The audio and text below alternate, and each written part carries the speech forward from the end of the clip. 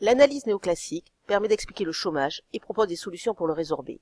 Cependant, c'est un modèle basé sur des hypothèses contraignantes, ce qui l'éloigne de la réalité observée.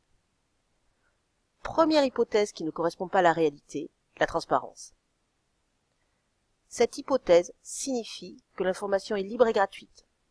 Autrement dit, tous les individus disposent de la même information, qu'ils soient offreurs ou demandeurs de travail. Offreurs et demandeurs de travail connaissent ainsi exactement la nature de l'emploi, le niveau de salaire réel, les caractéristiques du salarié, sa productivité, sa motivation. Il n'y a donc pas d'asymétrie d'information. Or, dans la réalité, ce n'est pas le cas. Il y a bien asymétrie d'information. Offreurs et demandeurs ne disposent pas des mêmes informations. L'offreur de travail est ainsi capable d'estimer son niveau de productivité, ses compétences. En revanche, avant l'embauche, ce sont des inconnus pour l'entreprise. L'entreprise, quant à elle, est capable de connaître les caractéristiques de l'emploi, d'avoir une idée de la situation économique et financière de l'entreprise. En revanche, le salarié ne dispose pas de ces informations.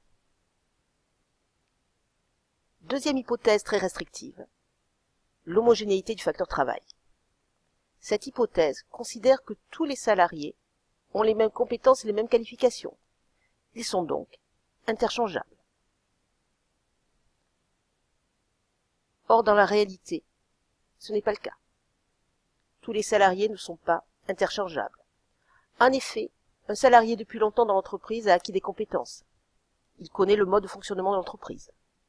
Ainsi, il n'est pas parfaitement substituable par un nouvel embauché. Le marché du travail ne remplit donc pas deux conditions de marché de concurrence pure et parfaite.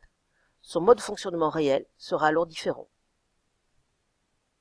En effet, selon les néoclassiques, puisque le marché du travail est en concurrence pure et parfaite, l'autorégulation du marché assure toujours la situation optimale. Ainsi, en cas de chômage, la flexibilité du salaire réel à la baisse entraîne une baisse de l'offre de travail et une augmentation de la demande de travail, ce qui assure le retour à l'équilibre. Ainsi, selon les néoclassiques, le chômage ne peut exister de manière durable, sauf s'il existe des rigidités, c'est-à-dire l'ensemble de dispositions créées notamment par l'État qui empêchent le marché de s'autoréguler. Ces rigidités sont donc exogènes. Or, selon les néoclassiciens, ces rigidités sont endogènes dans la réalité.